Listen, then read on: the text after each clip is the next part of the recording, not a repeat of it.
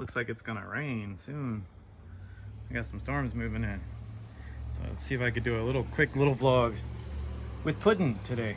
We're gonna feature Puds, aren't we, Puds? We're gonna talk about you a little bit. So Puddin is a rescue. She's actually a foster fail, aren't you, Puds? Mary and I had just lost both of our dogs within about a year or two of each other. Lily and Penelope. They got old and crossed the old Rainbow Bridge. And we were feeling kind of lonely, as most people do who lose pets. Mary and I do not have kids of our own. We don't have children.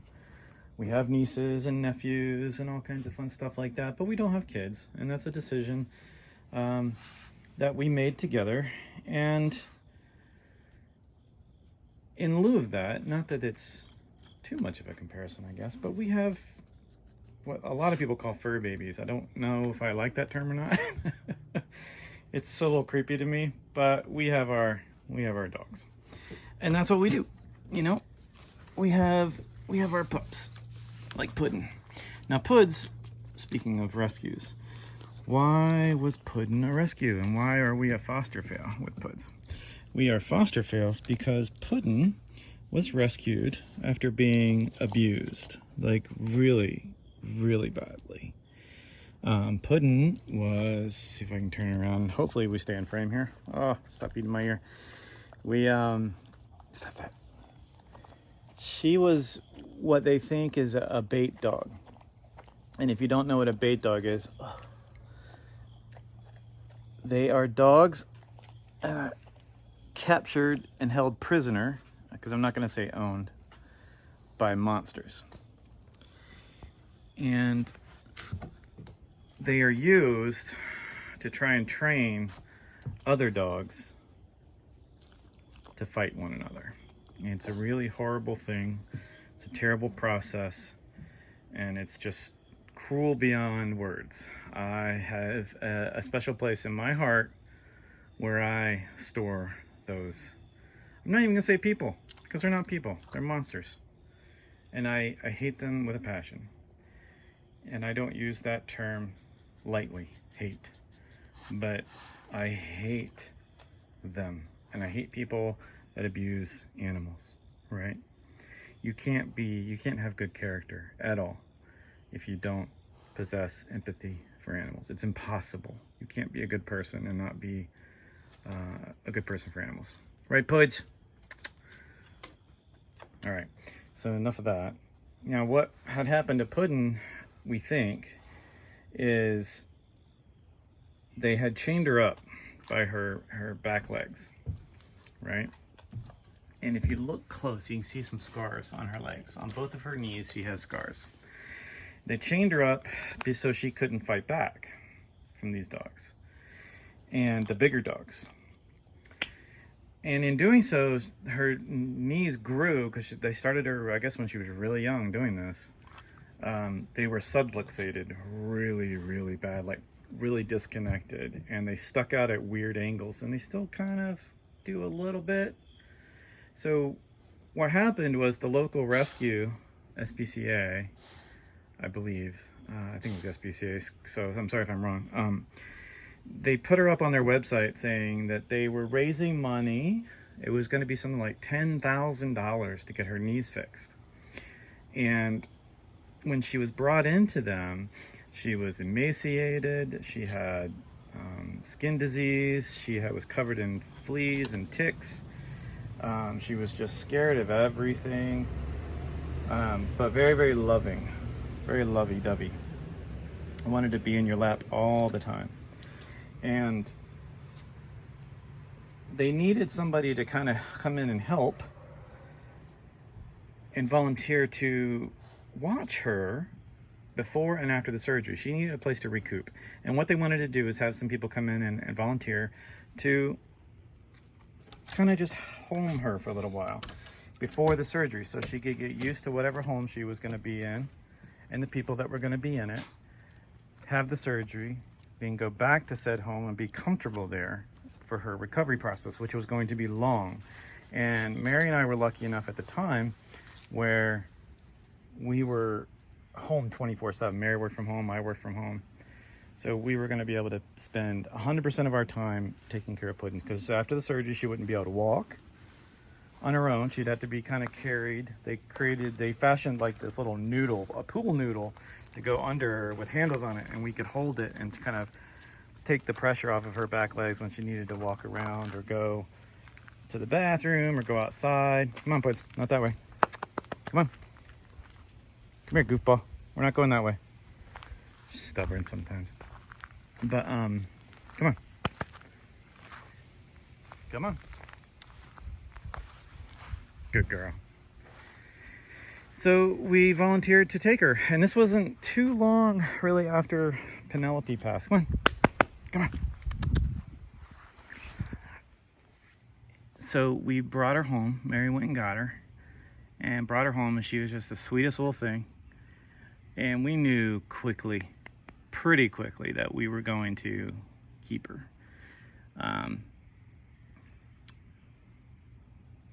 I think it took another 2 or 3 weeks for the surgery to get approved, and it was really cool because a donor came in.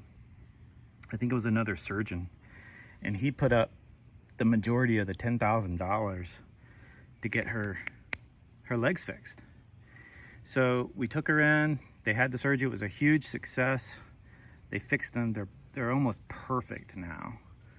And then we brought her home. We took care of her, and we kind of nursed her back to health, and we called the SPCA pretty quickly and said, look, we want to formally adopt Puds. Her name was Blossom at the rescue shelter because they didn't know her name, and she was improving so well, so quickly, that they called her Blossom.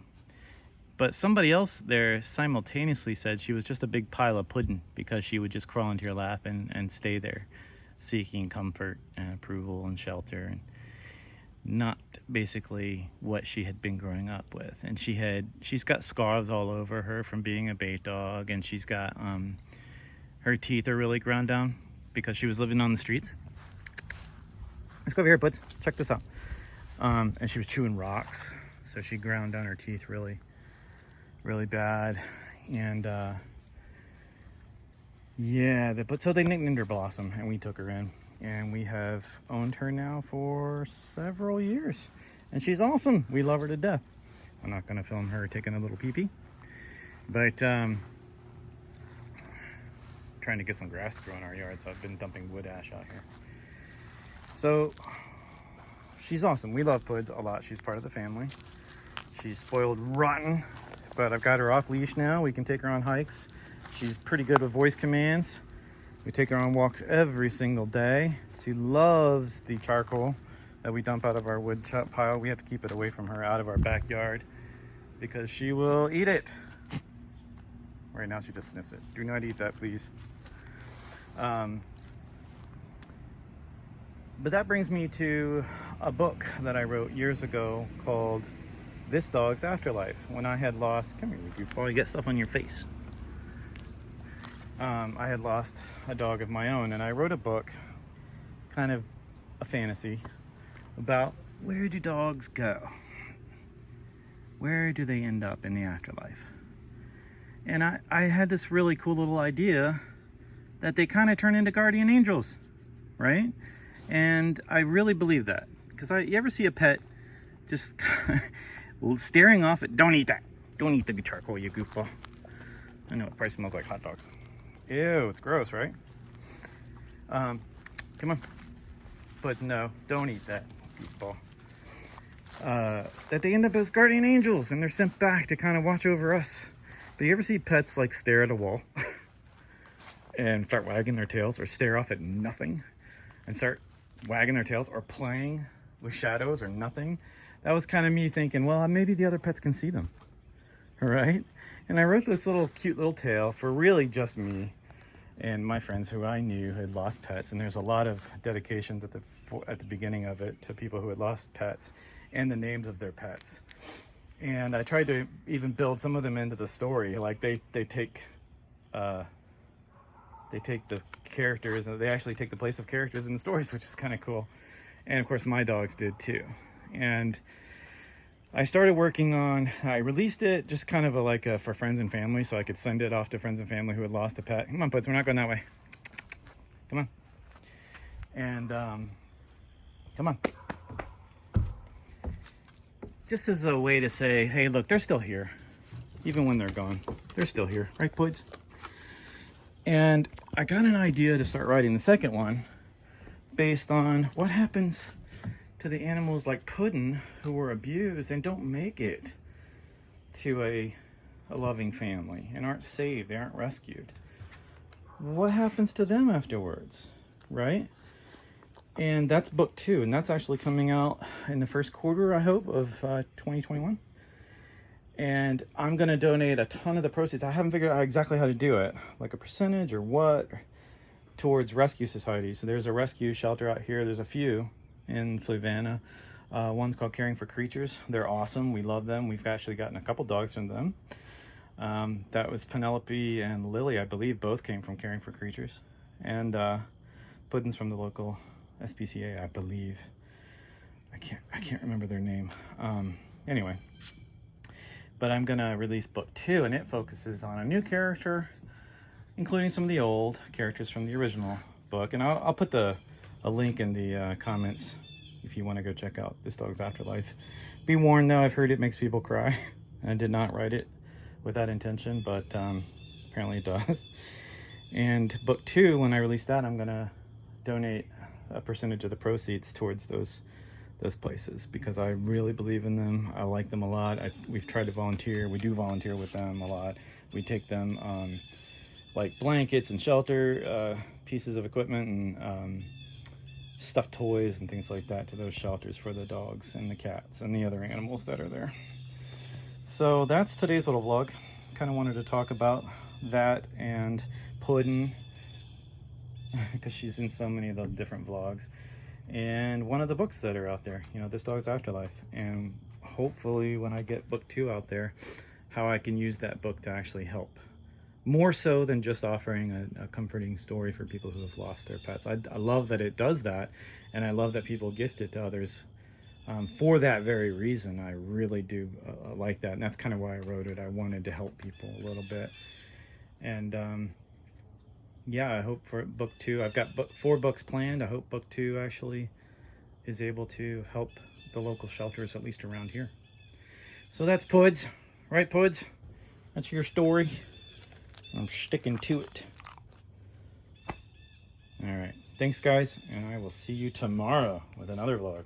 And I think it's going to be about Lineage book 2 or Fate book 2. See you guys. Bye, Puds. Say bye-bye. Oh, high five. High five. High five.